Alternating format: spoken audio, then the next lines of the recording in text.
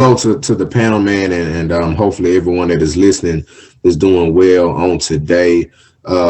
We are Black Men Vent 2, the Black Men Vent 2 podcast. Myself being Jonathan Davis, I go by Junebug, and my dad being Leon Davis Jr., and he goes by L Dog. And we pretty much take pride, we take true ownership in reshaping, reframing, and rebranding the Black man one episode at a time. Our slogan goes, Nashville, have you heard a Black man vent today? And we pretty much are taking the route of getting people to understand that we have a voice too. And not just the voice that you hear from your common African American celebrities, if you will, your Jay-Z's, your LeBrons, your Michael Jordans, but we're talking about your guys in the Walmart aisle. We're talking about the guys you see at work. We're talking about the guys that you pretty much mingle with just throughout your day, the regular middle class Black man, if you will. And pretty much we get into all types of different things. Depression, we've talked about grief, we've talked about marriage, we've talked about relationships. We're into our abuse season because Black men for 400 plus years have been abused. You guys are no stranger to the knowledge behind that as much as I am, in terms of slavery, in terms of civil rights movement, just being suppressed from then to now. So we get into all of that. And again, we are the Black Men Vent 2 podcast. And we just truly love serving our Black community, but as well making sure that we get the knowledge of the culture and the knowledge of what Black men need to talk about and how they need to get these things off their chest to succeed in life. Yes, thank you, Jonathan. Langley, you want to go next? Yes, guys, welcome back. This is the Casual Word and Casual Word Radio, where we continue our endeavor to change the world one word at a time. I'm Langley Shazer, and it's just a thrill to be here. It's an honor and a privilege. The Casual Word Radio is simply to help others become empowered by hearing the stories, testimonies, and the triumphs of the people who are on the path, but also to recognize that we are all going through something and we are all dealing with different types of oppression, depressions, and different types of discriminations, whether they're internal or external. And we just want to be able to not only shed light on that, to let somebody else know that they're not alone in what they're going through, but also to highlight the triumph and the conquering over those trials and tribulations so that other people can be encouraged as well. I'm just thankful to be here. I'm thankful to have already been on both of these platforms. So this is a very exciting opportunity for all of us, I believe. It's definitely been wonderful to learn and engage and have the type of dialogue that you guys are getting ready to experience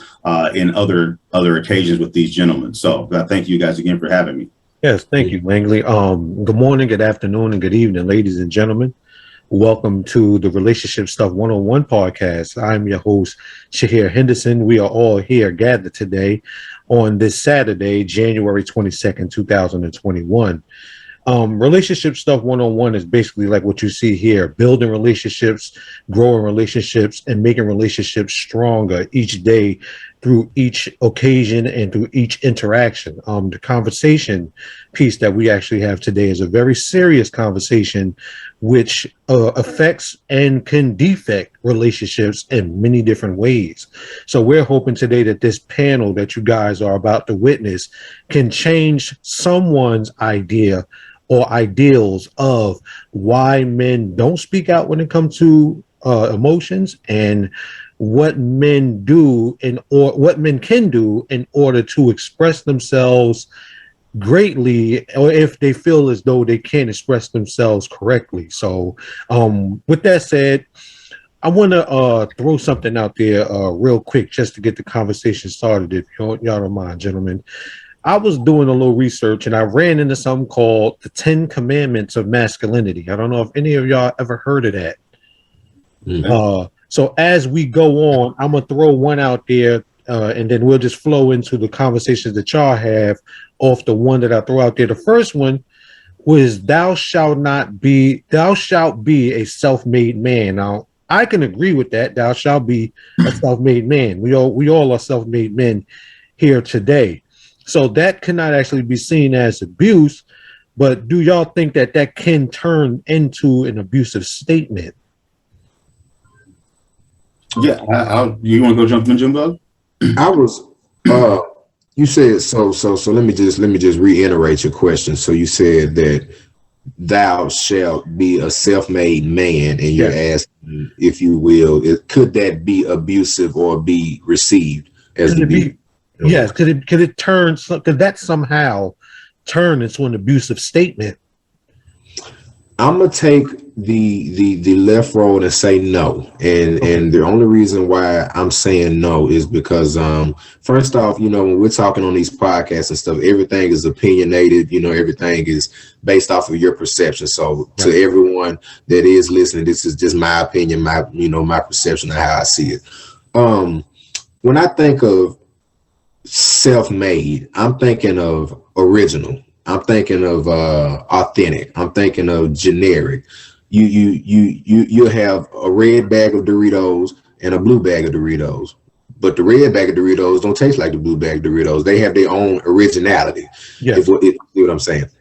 So when I think of a self-made man, I'm thinking of someone, and I'm taking that in context to be yourself, like to be, no matter, knowing that there are other black people out here, there are other black men out here, you're still your own man in your own way, doing your own thing for your own life. If that makes sense. You're the blue bag of Doritos compared to the other 100 flavors of Doritos, us being black men in this culture. So I wouldn't personally take it as abuse. I would just more so take it as a charge, if you will, as a man, to continue to find how I'm self-made, find my purpose, find, my reason, my will, find my spiritual guidance, whatever that may be and however that may look.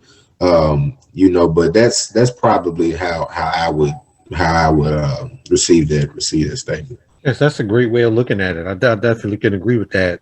With that not being self-made, once again, we're all making ourselves into something greater. Mm-hmm. So Mm-hmm. that first commandment, if they want to say, Mm-hmm. is something that we can look at and say, well, that's something that we can take, under oath, as something Right. that we can push out to more men into, because that's basically what we all are here to do, is to push men to be greater, is to Mm-hmm. push men to be self-made. So, Mm-hmm. you know, you have something, like? Yeah, I was actually going to not so much take the right side of the road, but I think it stands to reason that we should also make sure that we understand the context of self-made, Mm-hmm. because there is an entrepreneurial self-made, right? We're talking about, are you self-made in terms of starting your own business, becoming your own boss? Or are we talking about self-made in terms of just becoming the best version of yourself? And the reason why that's important is because there is still, to Junebug's point about the red and blue bag, right? There's an originality, there is an authenticity to us. However, there is still a social construct which we must confine ourselves to. And so being self-made, for example, if you are a self-made dope boy, well, yes, that can turn into an abusive set of circumstances, right? Yeah. Yeah. So and again, that's maybe an extreme example, but we have to understand that the potential to turn anything into abusive, abusive set of circumstances or an abusive thought process, internal or external, whether you project that or internalize it, is present. But it does take a certain level of self-awareness in that self-made avenue to say, okay, in being self-made, I'm going to be the best, most positive version of myself, and the things that I'm going to do are going to be positive for the community. Yeah. Yeah. Right. Hey, Right. you know what? And I like the way you went, and I want to kind of come right in the middle, man. And I was thinking that when you talk about self-made, you're talking about, like Junebug said, originality. But then what you said also, Langley, you talking about how that could produce abusiveness, the way the way you construct and go forward with your self-made person, in whichever avenue you decide this you're self-made in the entrepreneurial self-made man, or the self-made man being a better man, that can become abusive, man, if we allow it to. And that's what I want to say, if we allow it to. Because what'll happen, man, is that we'll try to live up to an expectation of what was put into this self-made man. Because at the end of the day, everybody needs help.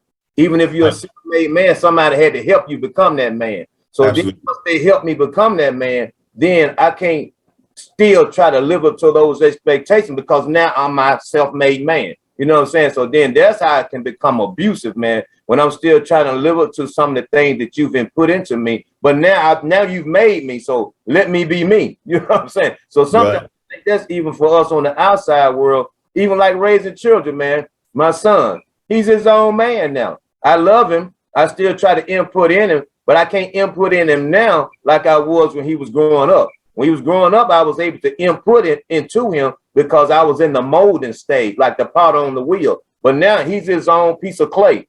Whatever that piece turns out to be, that's what he is. You know what I'm saying? Yes. No, that's beautiful, and I do want to echo that just for one moment because it got me thinking about cycles, right?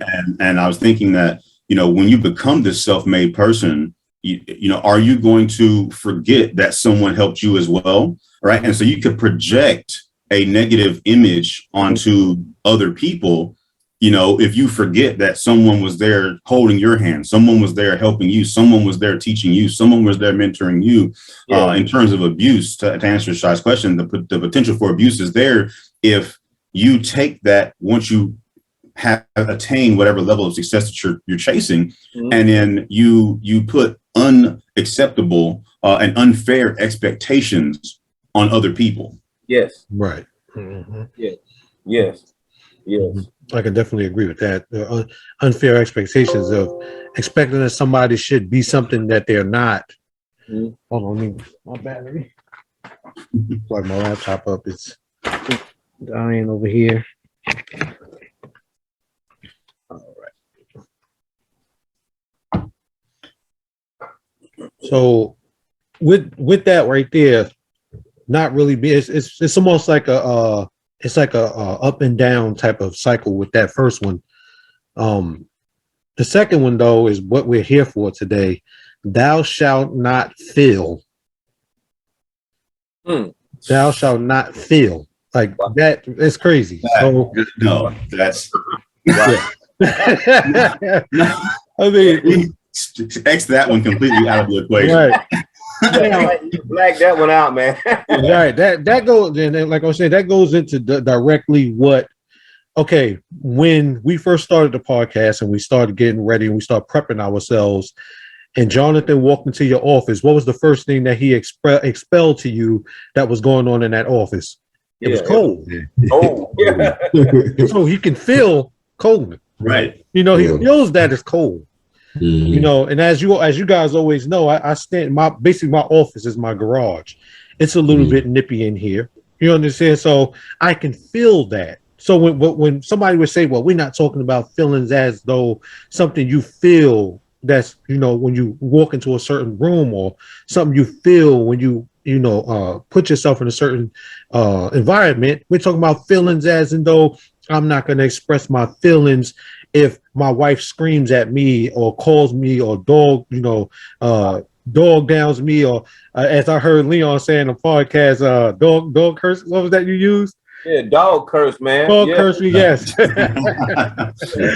So I'm not gonna sit here and cry and be down on myself and show that I have emotions, which we know, which you should expound on what you're feeling, because let's say, for instance, right, we all actually sitting in this room that we're sitting in, and there is one of our wives sitting next to us, and she just automatically starts to damage us in a way we won't feel that we could feel in front of other men.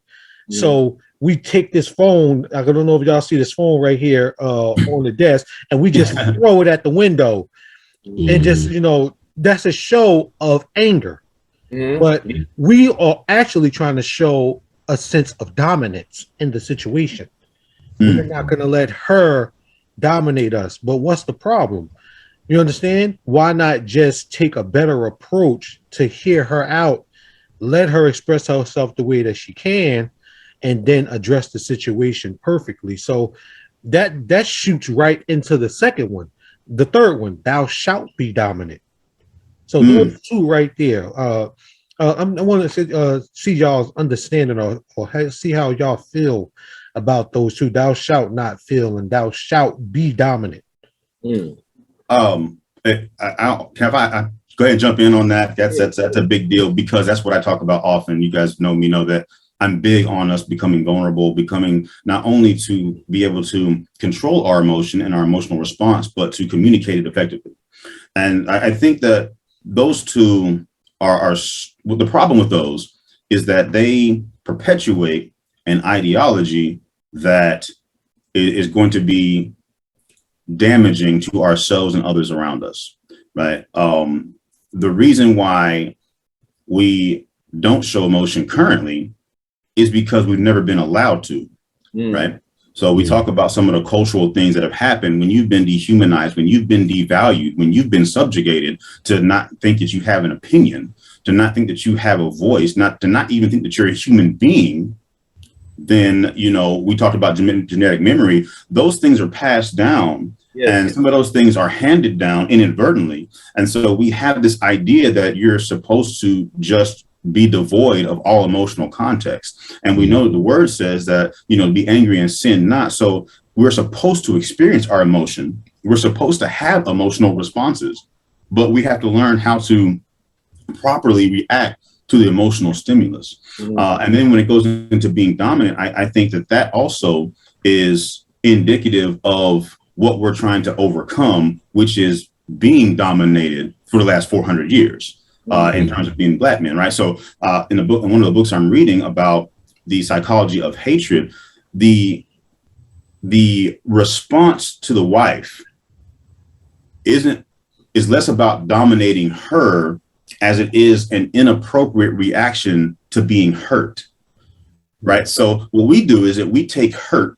whether it's psychological or physical, and we immediately move to a sense of anger, and then we mobilize to a response mechanism, because that's the only way that we've been able to respond, and be heard from a society point and from a relationship point. Right. I mean, I think we've all been in that, and we'll get further into that with how women play a part. But part of that is simply because the only response we've ever been able to have that merited any kind of validation in terms of being recognized was anger. Yes. I think, man, when you talk about feeling and when you talk about dominance, I got to talk about the feeling part first, because I am a lover and not a fighter, as the song says. So I just think that it truly kind of breaks down what society, in those commandments, what society sees us as being, as what we should do. We shouldn't feel. We shouldn't have these sensory alarming things that kind of help us realize that, hey, I'm hurt today. Hey, I don't feel good today, or hey, I'm a little depressed today. Feelings, man, you can kind of go so many ways with that. But again, like you said, for over 400 plus years, man, we've been told not to feel. And then let's think of it in terms of the circle of life, just how things just always try to find their way to revolve back around. During those slavery times, during those civil rights times, we couldn't feel nothing. We were told what water to drink at and what restaurant to go to. I couldn't tell them how I felt about that. Like, I don't want to drink from that water fountain today, or I don't want to, go to this movie theater. I want to go to that one. We couldn't attach feeling to that. We just had to do it. It was just a matter of what society was and what was going on in that time. Circle of life, as I just mentioned. They call my generation the Malcolm X generation, because we're not taking that. You know what I mean? And what I mean by the circle of life is it's revolved back to now the coin has flipped. We on the other side of the grass now. You know what I mean? That's where the dominance kind of comes in in terms of Black men. We have that instilled in us. All men, to be honest, we have that gene or that chromosome or whatever you want to call it, to be dominant as a man. I don't care what man you are, black, white, blue, or purple. In some way, you want to dominate some form of a relationship, maybe just anything. You have that if you a real man, and that dominance plays in with feeling, because as a Black man, if my dominance is removed, challenged, or altered in a way in whatever particular situation it's in, I feel a certain type of way. It's a feeling that comes behind it, you know. So I just think both of them definitely coincide with each other. But I truly think that black men, you know, have a different outlook based off of society's beliefs Yes. on what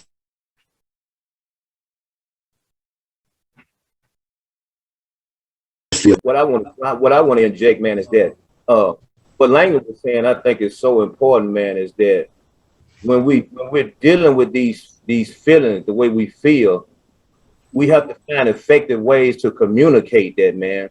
And I found out that communication, man, like in my marriage, is one of the best things that helped me mature to a greater level in life, man, because I have a wife, man, that demands communication. She demands it, man. I'm an appreciative of that because she's made me a better person.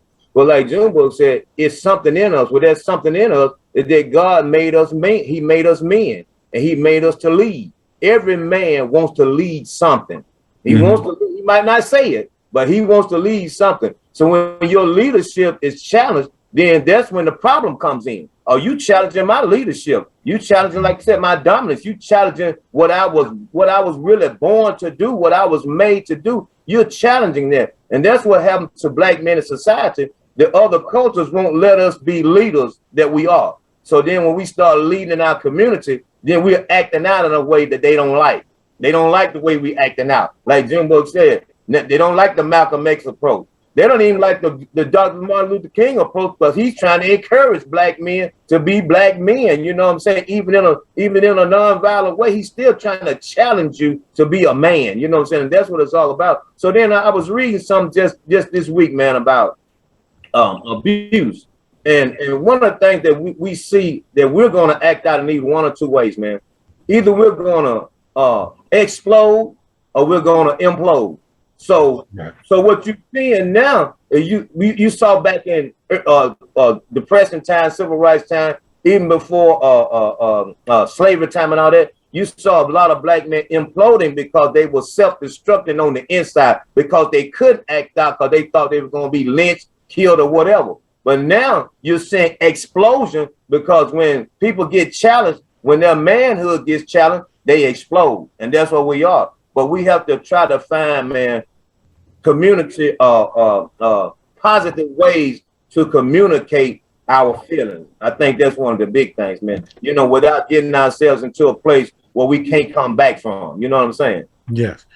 So is it safe to say that when we look at dominance, if it's used in a way to control a situation without trying to outdo, how I'm trying to say this, if it's looked at in a way to control the situation without belittling or downplaying the ones around you, but to build them up as well, you're not dominating in the sense of making everyone feel smaller, but dominate in the sense of making everyone feel great as well. Like we look at Michael Jordan. Michael Jordan, we know, dominated the Chicago Bulls team. He took over. But Scottie Pippen, if you ask Scottie Pippen, do you feel like Michael Jordan, you know, belittled you or made you feel less of a player? No, I feel like, you know, he brought me on and did things to make me feel like a better player. Now, if you was to ask Kwame Brown, did Michael Jordan make you feel less of a person? You know, he's going to have a different, you know, different outlook on things and a different way of looking at things because Michael Jordan did belittle him and talk down to him and made him feel less of a man. So I think the dominance conversation, when we look at it as, yes, I want to dominate my podcast. I want it to be the greatest thing, you know, that it can be. But I'm also not going to downplay the people who I'll invite on. So I will become submerged and submissive as well. So I believe it's a double-edged sword. So that's where those feelings and the dominance come in together and connect. I believe to make it better when we have more control of our feelings and more control of the dominance, we are less dominating because we added the feelings. If that makes sense. Agreed. I think it's leadership versus dictatorship. Yes, yes, yes. Yeah. Perfectly Yeah. said. Yep. Mhm. Definitely. Exactly. Yep. Exactly.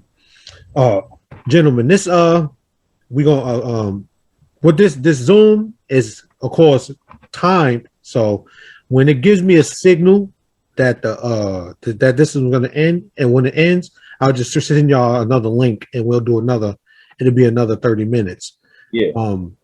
So number 4 and 5, uh almost like the same conversational piece, because thou shalt never be weak, but thou shalt watch and play certain sports. Thou shalt never be weak. Once again, this has got going into dominance. I can become smaller or weaker in a certain situation, but that doesn't mean that I'm weak because I've now weakened myself to Jonathan having an expression of his opinion, or to Leon or to Langley giving their understanding of it. But yeah, I would love to play football. Is there something wrong with that? I mean, how do y'all look at those two? Mhm. I was gonna say, Leon, if you want to go, I'm gonna speak from it. You know, I like that's when I think I love our platform so much, because my son speaks from his experiences and his opinions, and I speak from my experience. So I'm gonna speak from my experiences again. I got two sons. One, Jonathan, he played everything. He played football, he played basketball, he played baseball. I thought, myself, my perspective, my opinion, I thought he was a better baseball player than he is a basketball player. But now he has developed into a better basketball player because that's the one he gravitated to. So that's him. But then I got another son that didn't want to play them sports, man. He didn't want to play football. He didn't want to play basketball. He didn't want to play baseball. He played those. He tried them, but he didn't like them. His sports was uh, tennis and what's the other one? Soccer. Those are sports he liked. As when we growing up, we like abuse. tennis. And some people don't even know that, because I'm trying to push sports on him.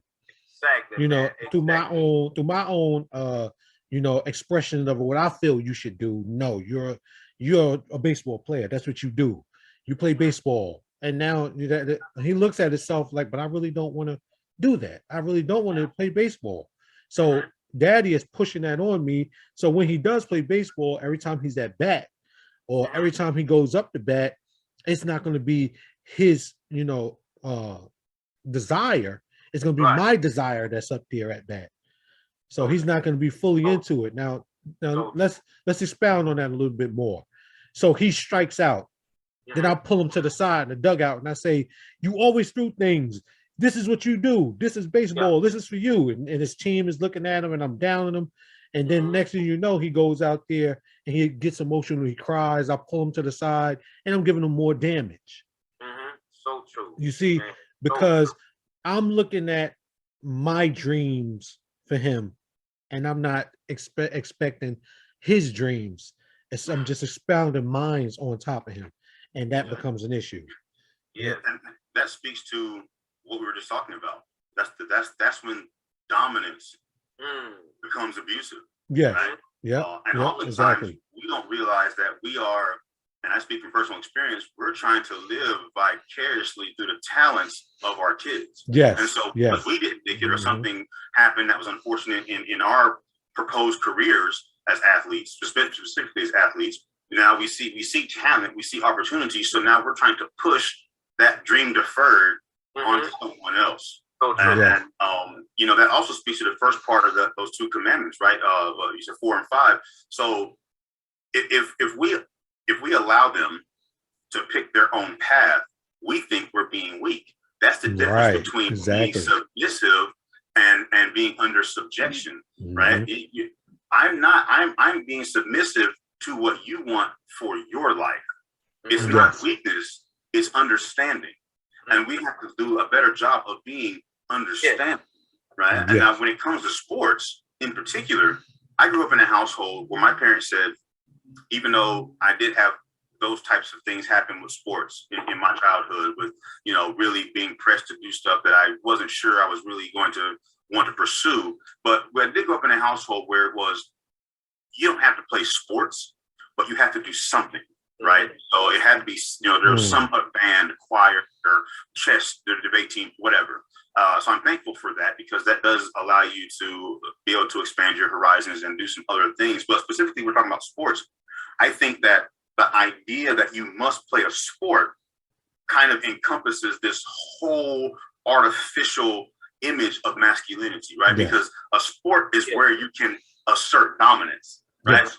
A sport is where you can, right, subjugate someone else, right? A sport is where you can have totality and total control over the opponent. And so to say that you have to do that, in essence, is saying that you're weak if you don't assert dominance. Yeah, exactly. Definitely. Okay. So we merging right into 6 and 7. Thou shalt never conform to your peers. Thou shalt lead and often subjugate women. Now, do we want to take each of those apart, or are we going to keep them together? So basically, okay, let's merge that together real fast, right? Let's say me and my daughter and I, we have conversations all the time. And then my daughter says to me, well, I feel like you're a terrible dad and you don't do the things you're supposed to do as a father. And I feel bad about that. But I don't come to y'all and say it to y'all because I don't want y'all to look at me as weak or look at me as less of a man, because my own daughter looks at me as a terrible dad. So I should not conform to my peers. You see? And at the same time, now I don't feel as though I lead my daughter, not as well as subjugate. People have to understand that subjugate word is a little tricky, like, ooh, what are we talking about? So I would love to hear y'all's opinions on both of those. Yeah, I mean, I want you to jump in on that, man. Y'all saw me, so because we because I'm it's like I'm processing it really to try to figure out what avenue I want to go back. Give me the commandments one more time, just cut and dry. Thou shalt not conform to your peers, and thou shalt lead and often subjugate women. And then I feel like just for the audience, could you, and even myself, to be honest, could you give a definition of subjugate? Because I think everybody may have their own, Okay. Let's say me and my wife walking down the street. I love to do analogies. Y'all know me. And she wants to go inside of Walmart. Well, if she wants to go inside of a convenience store or inside of a store to buy something from the store. And I say, no, we're heading to Walmart. That's where we're going. Whatever you're saying right now doesn't matter. So just sit there, be quiet, be a woman, as I walk on and we go together. So basically, I am basically dehumanizing her in some sort of way. That's what subjugate. If I'm expressing that a little bit more. Langley can give a little bit more on that. That subjugate. It's control. It's control, right? Yes. And it's unconditional control. And what I mean by that is, no matter what is happening, no matter what they say, no matter what the situation is, you are never going to relinquish the control of the relationship to anybody else. Yes, right. I appreciate that. And the reason why I asked is because how often do we see that, right? How often do we see, a lot. Even in our Black Man Vent 2, we ventured on abuse. We're talking about abuse. And when you talk about abuse, domestic violence is a form of what we just mentioned. And it's strange to see how certain peer pressures can often lead to those type of actions. And I mean, peer pressure in terms of abuse can come from anywhere. You can, it's so much that revolving around our world, man. That's kind of captivating our minds. in a wrong way. And we're talking about music. We're talking about just the entertainment industry. We're talking about maybe stuff at your job. A lot of things that may influence those peer pressures to be pushed more to where when you're facing a leadership role, the peer pressure behind it pushes you more in a dictative mindset instead of an actual leadership mindset. Yes. And then I honestly think there's a difference between leadership and control. I think leadership, you have a certain type of control that can be aided by those that you're leading. Yes. But I think control is viewed as your own dominant way of controlling whatever the situation is without the aid of anybody at any point at any time. Leadership, we've seen it just on many different platforms. In order for you to lead, we've heard this cliche, you must have learned how to follow. And I agree with that cliche 110%. In order for you to know how to lead, you must at some point in your life have known how to follow. And I think Langley was talking about this before. When you think about everybody as humans, we're really a product of perception of like he was saying, how people may see us and whatnot. So, in some cases where people may look at me, for example, as a leader in my community or as a leader in my generation, I think you got to feel that in yourself. Yes. You got to feel that. And it goes back to those peer pressures I was mentioning. Peer pressure, man, can hit you so hard to where people on the outside are seeing for you in terms of what they think your purpose may be and whatnot. You may not see that in yourself.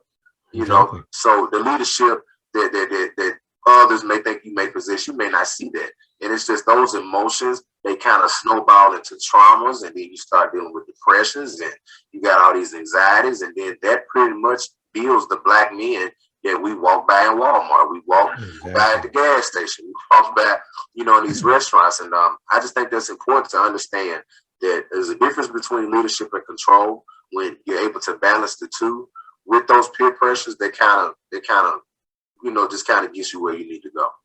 Yeah. And if I could just go ahead and just piggyback right off of that, because there's two things that you mentioned that I really want to talk about briefly, is the importance of recognizing our role in the abuse of Black women. Because a lot of what I've heard in these commandments lead us to this unfair and unrelenting abuse of the Black woman. Right, the subjugation, the Shai's analogy about getting upset. Right, what was our first reaction? Violence toward a Black woman. Yeah. Right. That was the first reaction. I'm going to get mad and I'm going to show you who's boss. Right. Yeah. So a lot of what we're talking about, and a lot of reason why these commandments and the traditional definition of masculinity is in error as it stands, is because we should not be abusing anyone first and foremost, but especially as Black men. We are abusing our Black woman, and we've got to acknowledge, right, take accountability, but also reshape how we think about those relationships, because the Black woman in particular is just as dehumanized. They are just as devalued as we have been, and even more so because now we're doing it too. So it's been an exponential multiplication of abuse that we're facing, because now we're taking that abuse, we're internalizing that abuse, and then we are projecting that abuse on our Black woman. And so I do want to mention that because I think it's imperative that as we have these discussions about Black men and our abuse and the things that we deal with, I think one thing that we always have to remember is that we are doing ourselves and our Black women and our Black children a disservice because we are not allowing ourselves to understand how to take these traumas and take these things and to use them to become better versions of ourselves. And then the other thing I want to touch on is what you said about leadership. To Shai's point about to conforming, right? What does the word say? Right? Do not conform to this world, but be transformed by the renewing of your mind. Right? So it depends on what you're conforming to. Right. If it's the peer pressure to be violent, if it's the peer pressure to subjugate, if it's the peer pressure to assert dominance, if it's the peer pressure to be a totalitarian, well, then no, you shouldn't conform. But if you are around a group of men like yourselves or people in the morning call or whatever, and it's a bunch of leaders entrepreneurs and a bunch of people who are doing great things and a bunch of people who are trying to show you how to become better, well, you certainly should conform, because that's going to be a circle of influence that's going to help you become better. Yeah. So I do want to make that distinction, that the problem with some of these commandments is that they are generalizations without context. And so you can't say don't conform when there are things that you should conform to. Yes. Hey man, I like I like the way you said that, man, because what I was sitting there thinking was what you just said. You was reading my mind, man. It's all right to be conformed, but the word said, be ye not conformed to the world. So when we look at the way the world tries to shape men, and especially black men, we should not conform to that, because that's what Jumbo's talking about. Peer pressure. The world is trying to shape us into something that we're not, and we know that we're leaders. But see, and this was, we have to understand this too. When you look at how the world is doing the black man in general, you can say it how you want to say it, but black men are the most hated men in the world. Right. Why? Why? Because I'm just gonna be real with it. They know that we have everything we need to be a leader, and we are strong in what we do. So that's the reason we try to hold black men down. And that's another thing. When you talk about abusing our women, all of that is by design, man. That's by design. It's designed for us to abuse our women, to break up our families, man. And once they break up our families, man, then they kill our culture, man. Yes. So we have to understand we can't keep allowing this peer pressure from the outside culture and outside world to try to shape black men into not being family men, what we were created to do. And that's what that's what the culture and that's what the enemy is trying to do. Because see, think about this, and I'm gonna move on. Think about this. Even in our societies, man, and I see it all the time, there's nothing wrong with uplifting our women, uplifting our black women. But you see how society uplifts them first before they uplift us? Right. That's designed to break us down as a family, man. And the reason they do that, man, because they want to belittle the black man. So they'll raise up the black woman to try to fit a criteria and saying, oh, we have some minorities on our job. We have filled that slot with a minority, but it wasn't a black male. It was a black woman. And I'm not saying that black women should not be lifted up to that, but that's what I'm saying. The world has a way of doing things now where they want the black woman to be empowered. They want her to be uplifted, but they trying to push us down, man. And like you said, these type of conversations that we're having is designed to help black men understand that you are a leader and don't let the world conform you to something that you're not. You're a leader, black man. You are a leader. Exactly. You know, that merges perfectly into 8, 9, and 10. Now, thou shalt find your worth in providing. Thou shalt not engage in creativity. Thou shalt not be gentle. Now, I'm gonna go with the first, just of course expressing what I feel about the first. Thou shalt find your worth in providing is basically what Leon was just talking about. Find your worth in being a provider. Find your worth in being a great dad. Find your worth and and being a great friend. Find your worth in helping your wife or your significant other, understand that you guys are in this together. Yeah. Yes, find your worth in being a great provider. You're just letting her know, hey, I got this. I know you work too. If she works, I know you have a job as well. But hey, I got us. I got this. Now we go into thou shalt not engage in creativity. I got this, but what could that actually mean?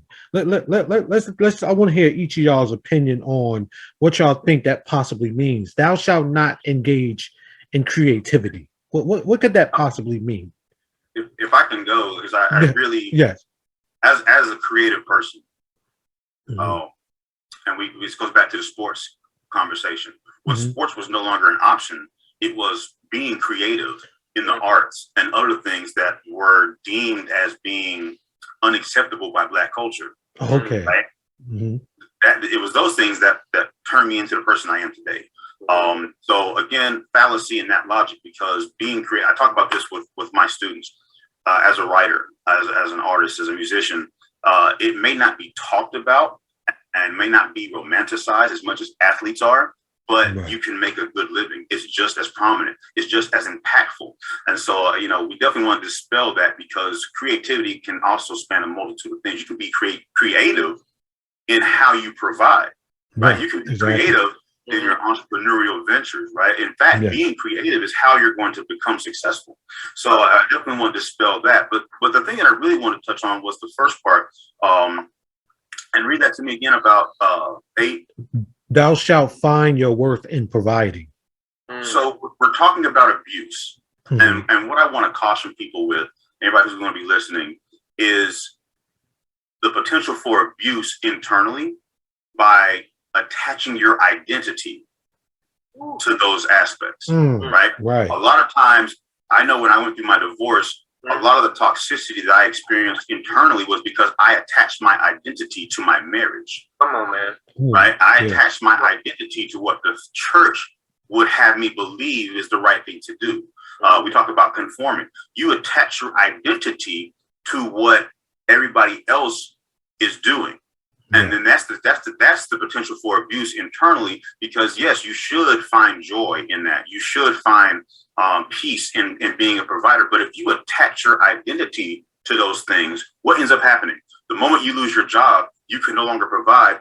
Now what? Now you're perceived as weak. Now you get upset. Now we have anger. Now we have physical abuse. You see how the cycle works? Yes, man.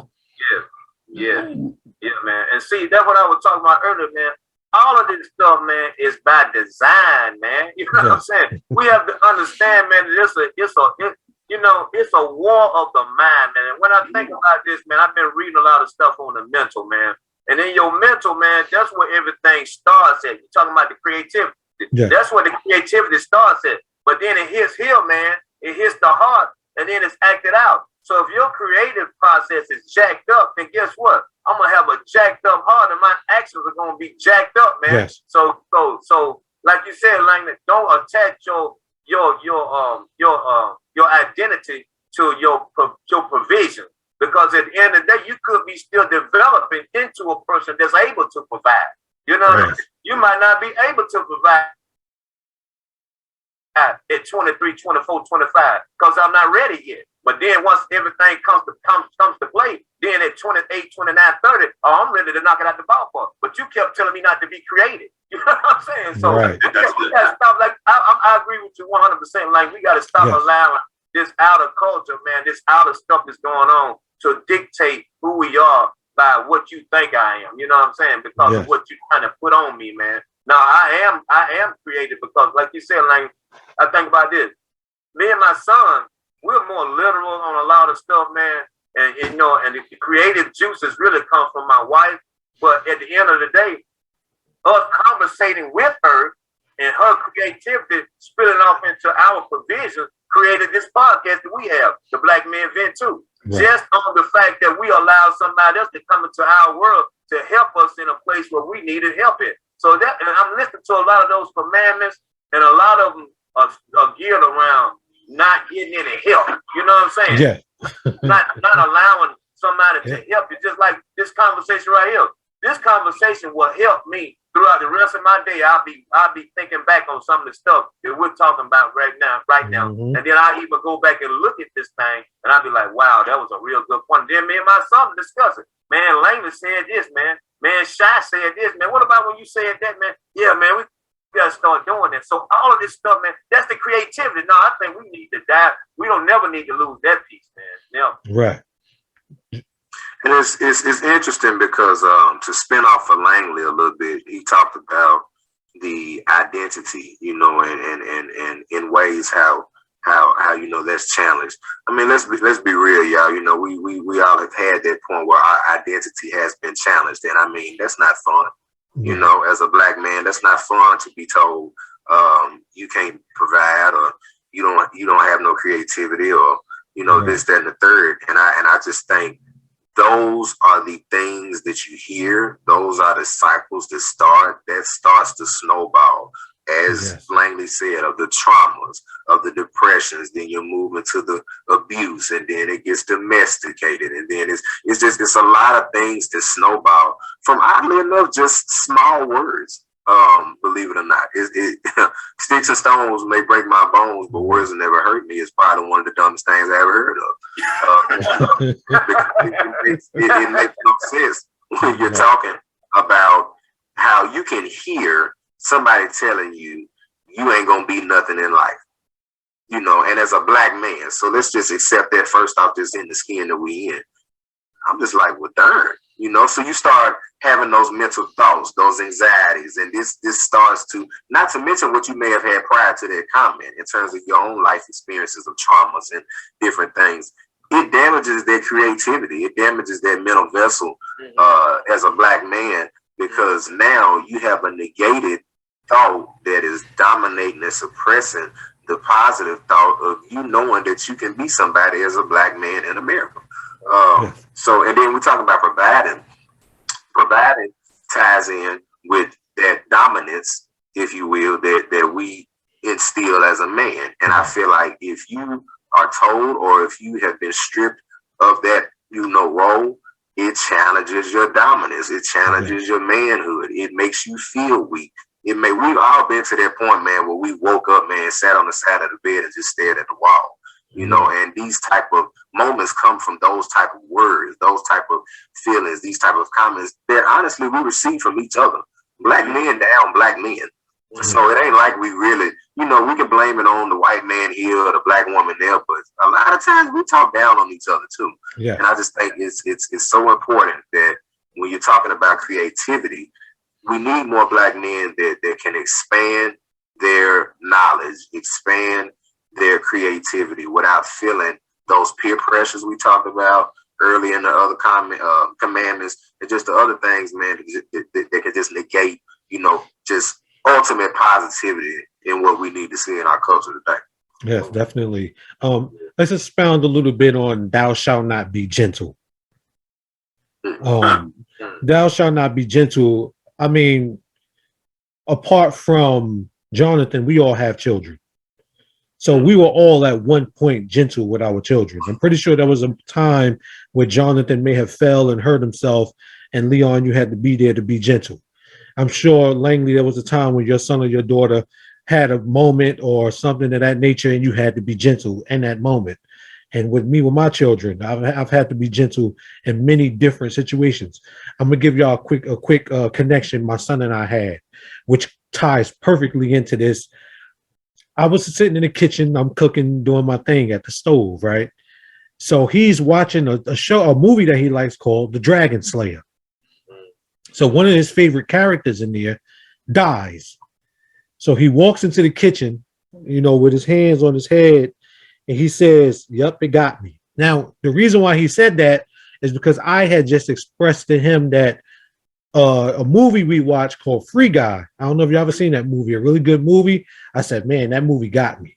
It had me really in my, really emotional. I'm like, wow, that movie got me, So he came in the kitchen and he was holding his head and he just put his hands over his eyes. He was like, yep, it got me. Yep.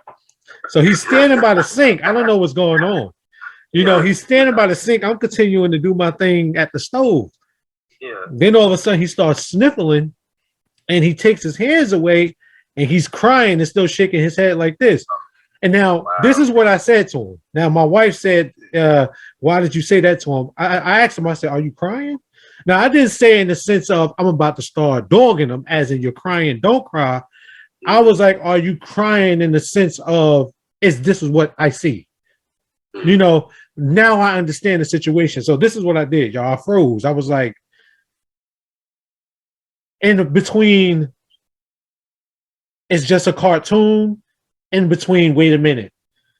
I better not say that because he's expressing an emotion right now. And I don't want to just say, hey, that's just a cartoon, because that's the sense of saying your emotions don't matter. Right. Because to him, it's not just a cartoon character. Right. It's his favorite cartoon character. Right. So I said, I'm going to give you a minute. I tapped him on the shoulder. I rubbed his head. I said, I'm going to give you a minute. So he just kept shaking his head, let the tears flow. And he started expressing how the situation made him cry. So I said, it's okay to cry, son. You know, it's okay when our favorite heroes die and when, you know, things happen. And I showed him a scene in The Lion King. Remember when Mufasa died? I said, that made me cry as a, you know, when I was younger. Hey, that hurt. That hurt Yes, me. Mufasa hurt, you know. You know, so I just sat there and he just said, you know, I let him have his moment. And I talked to him a little bit more, and I said, it's okay, you know, that you feel that way. You know, just go ahead and let it all out. You know, he really started to bawl at that point, and I held him for a little bit, and I just let him have his moment. Now, many people, what many women would express is, you should have talked to him more. Now, I want to help everybody understand something. Sometimes when somebody is having a moment, it's okay to let them be in that moment and cry. It's okay, because what they're doing is they're recycling everything in their head. You don't want to keep communicating with them and expressing and throwing your opinions on them, because you're indirectly pulling them away from their moment. So I let him have it. Then after he was, you know, wiped his tears and looked at me and smiled and hugged me again, he just looked at me and said, man, that was one of the best movies I ever saw. You know, we laughed together, and I said, yes. And I said, you'll see many great movies. You'll have many great things that'll make you want to express yourself and express this sadness, and it's okay. It's all right. Then I took a step back and I said, I'm proud of myself, because what I was going to say would have definitely took this conversation in another route. Right. And it would have made him walk out of the kitchen. It would have made him walk out of the kitchen and really feel bad, as he probably would have went in his bedroom and had that moment alone. There instills that emotional danger, because now I've said, get away from me. I don't want to hear that. Right. You know. Right. So go ahead. Yeah, man, just I just need a few minutes to say this part, man. First off, man, just shout out to you, Shy, man, just being that dad that showed that gentle vessel Thank to you. your son watching, you know, that cartoon. I got a quick example that I give, because my mom and dad, they showed me that same experience, man. And the date is finna come back around next week. But when Kobe Bryant died, man, look. Anybody that know me, man, that hurt. I was the kid in middle school that was yelling Kobe when I was throwing paper trash in the trash can and getting in trouble and you know, and getting time out. I was that kid. I was the one that was watching the 81-point game with the Raptors, and it hit me, man, in a way that on that Sunday when you know the news broke, I got out of church, man. My boy, he called me. He was like, man, you looking at your phone, Kobe Bryant died? I'm like, dude, get out my face, get off my phone. Said all that to say, my mom and dad gave me that moment. My dad, since we're talking, you know, just specifically about black men, gave me that moment in that moment. You know what I mean? Gave me that time to be gentle with my emotions, gentle with myself. Man, I'm talking about, I took 2 days off work. Like it hit me that hard, man, because I felt, man, I felt like I lost a piece of me. I felt like I lost a piece of my childhood. You know, just talking about it gives me chills, because I've watched this man from, I feel like, the time I could see a TV up until now, you know, and it just shows, man, in your example with your son, and then the example that I gave with my dad, we have to instill those emotions in our young boys early, for them to understand that, hey, you know, you watched this cartoon, it made you feel this way, you showed this emotion. That's okay, because the emotion that you have, it may not be the emotion that I had, but I'm still going to respect and honor the emotion that you have, to let you know that it's okay. Exactly. You know, and I just think that's so important, Shy, that you did it with your son, because we do grow up with those stigmas and stereotypes and those commandments, right, that we're talking about now. You can't be weak. You can't cry over watching a Lion King and stuff like y'all said, man. When Mufasa died, I was hurt. So you know, it's just I was really hurt. Man, I was hurt, man. And it's just, you have to have those talks, those moments, man, where you can share that with your sons, man, and let them know that it's okay to have those emotions, man, and have those feelings. Yes, it definitely is. And on that note, you know, it was really impactful, you know, and I sent my wife a text and I said, you know, I think I did a good job. And she said, yes, you did a really good job. A really, really good job. She just expressed that she just wanted to know, why did I ask him, why is he crying?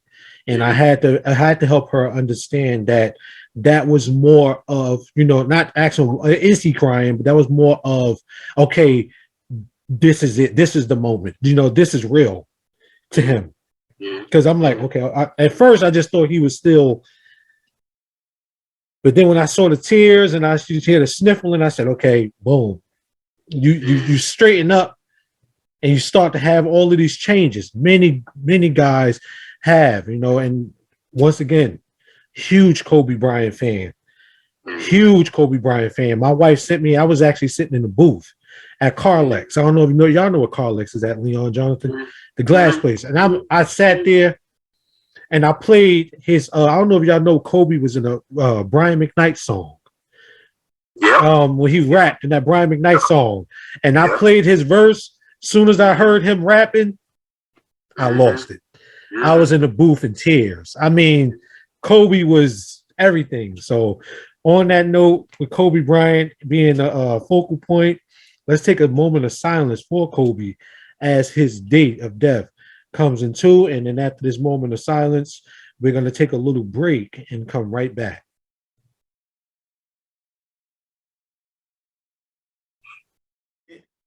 Boom.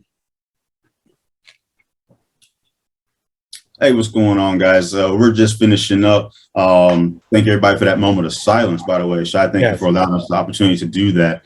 I think that like both these gentlemen here, I also have, I grew up watching Kobe. I felt like I knew him. I felt like there was something very powerful about him. And as we're talking about black men, we're talking about this masculinity, I think it holds true to say that he also, as we watched him grow into a loving and compassionate father, right? We watched him be gentle with his daughters. And so, you know, we saw as gentleness personified in that man. And that's part of why I think a lot of that hurt for a lot of us was there was another level. It was beyond his basketball prowess, but it was watching him grow as a man, as a young black man, into a wonderful role model and a wonderful father. So, you know, I remember where I was when he died, and you know, my guys and I, you know, we did the Sunday fun day thing, one of our favorite places back home, you know, had a little mimosa drinks and some different stuff. So when we're sitting there, the tinker's coming across and we're like, no way that's possible. It can't be possible, right? So we're like, okay, we're gonna keep trying to do some research, right? And we're still like, nah, this ain't real. And as the story develops, you start to see more and more guys at the bar, right? So at one moment, when we find out that, yes, in fact, he's died, it was the most beautiful moment. And I bring this up both because we're talking about Kobe, because that was just so poignant, but also because we're talking about being gentle. It was an entire bar. It's the first time I've ever seen this happen. The whole bar was full of men. We're all 45 men. We're all crying. Of course, you know, we took a couple shots, you know, rest in peace, Kobe, but complete strangers, black, white, whatever, all men, complete, hugging each other, consoling one another, being gentle, right? It was one of the most beautiful moments in the truest form of masculinity and understanding that I'd ever seen. And so I say that because it's important to recognize that we have the capacity to do so. Another reason why I think those commandments are, you know, fallacious to say the least is because, you know, we should be gentle. And then I want to talk about briefly the Mufasa. Yes. Man, you said that, and I was like, "Oh, that's so good." Not only are we talking about being able to invoke those emotions and being able to process those emotions, as you gentlemen have stated, and being able to cry, but the thing that I thought about after I was processing just the thought about remembering where I was when Mufasa died and how I cried about it too was Mufasa represented the male that we are all talking about trying to be. He was protective when he needed to be. He was ferocious when he needed to be. He was gentle and he was meek and he was caring when he needed to be as well.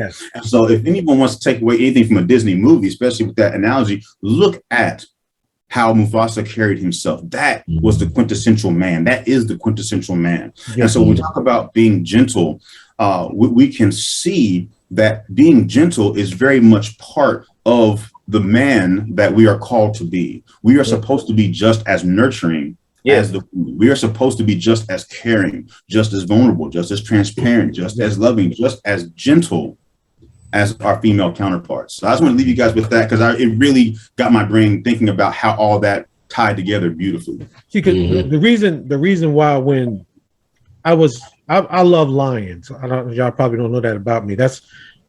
I associate myself with the lion, if you would per se. And I don't know if I said this to one of y'all before, because the lion, if you look at the lion, the male lion, like you're saying, in his pride, he's usually calm, he's chilling, and he's not expressing no dominance at a certain point. But if he does need to, he understands there's a time I need to, and there's a time I don't. You know, and I let my wife go out and do what she got to do and find our food, and he's not behind her telling her what to do, chasing her down, because he knows she knows what to do. Right. And that's her role, and he's not affecting her role, and he knows his. So what really got me about Mufasa, as apart from you guys, I didn't grow up with my father. So in that Simba and Mufasa connection, I was looking at what a father and a son connection would be like. So I started to fall in love with that father and son connection they had from the first part of the movie. So when he died, I almost looked at it as though I don't have a father no more. So the father that I looked at even in this movie is dead, apart with my real father not being here. So it was just so many different emotions going on. Now this father figure I've attached to in a movie is gone. See how that's like a double take, like boom. My father's not here. Now the father that I was admiring in a movie has just died right in front of my eyes. So that made me dislike Scar to the fullest. You know, man, forget Scar. You know, get him out of here. So when Simba came back to fight Scar, you know, I was on the TV like, get his ass. You know, can't do that to you. It would remind you a grown man yelling at a Disney movie. That's what's funny. I was the same way. You know, so you had that feeling, you know, and it's okay what I'm saying right now. And then this story right here, we saying when we express it right now, someone might hear this and say, wow, I've had this moment and I never know how to feel about it. And hearing these men express themselves so joyously, we're expressing ourselves joyously. Nobody is like, you know, shy bitch ass. You know, you know, nobody's saying that. Nobody's right, oh, bro. Yeah. You know, nobody is there. Even that little slight, come on, bro, it's checking you. Exactly, man. Exactly. So that leads me straight into what I'm about to tell y'all at this last point, right? Boys usually show affection in kindergarten. However, by second grade, there is a shift in behavior due to peer resulting reactions to that behavior, which is basically what I just said. So a son comes to school and the teacher yells at him, he gets in trouble. The mom comes to pick him up and him and his mom embrace right there. And then another kid says, ew. All of a sudden he gets off his mother, straightens up and, you know, shakes things off and looks at his mother and say, we can't hug. You know, she don't understand why. But those peers, just the smallest little things. Come on, bro. You serious? Or, you know, look at you. You know, any type of reaction to emotions and to expression of emotion can be damaging. I want to hear y'all's opinion on that. Yes, I think that if we don't get nothing else out of this podcast, man, it should be to the point that men should not be afraid to share their emotions. Yeah, you might have to find a space to share them in, but understand that you need to share your emotion, because when you allow them to be pent up, again, what I was talking about earlier, either you're going to explode or you're going to implode. But both of them can be negative when they are carried out. Yes. Absolutely. And I'm just going to echo what Leon had said earlier, Shai, what you were speaking to about the kindergarten to second grade transition is the programming that Leon speaks to specifically. Yeah. It's the programming to turn us into becoming emotionless. Right. Yeah. So true. And then just in general, kids are sponges. I think I mentioned that in one of the episodes that we had on BMVT, but they absorb everything, so from kindergarten to second grade, they may see one of their peers and the mom tried to give them a little smooch on the cheek or something like that, and they like, you mom, or something, and so naturally that little boy is going to absorb that exact same thing as he maturated from kindergarten to second grade. So I just think that's a testament to just know that kids see everything, they know, they watch everything, which makes our platforms important, because we're putting these episodes out now, 2, 4, 6, 8 years later, who's going to be listening to these archives, like what we got going on. So I just think, again, just what we're doing and how we're doing it caters to those type of moments and those type of vulnerable ages, if you will. All right. Leon and Jonathan, being respectable of you guys' time, I'm going to go ahead and get into some closing arguments. I'll go first if you guys don't mind. Hopefully what we've done here today, like Jonathan, to piggyback off Jonathan, what Jonathan just said, will go down in history as one of the greatest conversations about men's emotions and men speaking out that I believe that, I've been a part of. Well, I have been a part of. I've not been a part of one of these conversations before. And I believe this is a really great conversation that one day will change how people look at things and how people see things. Well, guys see things and look at things and take those things to go on to become better at who they are and to become better at the way that they look at life. So I want to thank all of you gentlemen for joining. Thank you, man. On this podcast. And whoever wants to go next, I'll leave the floor to you.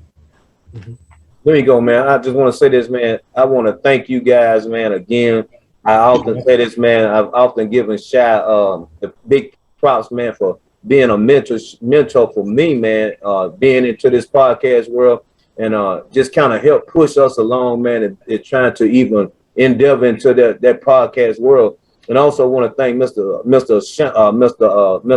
Shazer, man, Mr. Langley Shazer, man, for coming on our first season of Abuse, man, because that's how we kind of migrated into this conversation, is that we talked about abuse, man. And that's what we try to do, man, is talk about the thing that plague our community. And this abuse thing, as we can see, it has so many different limbs to this tree, man.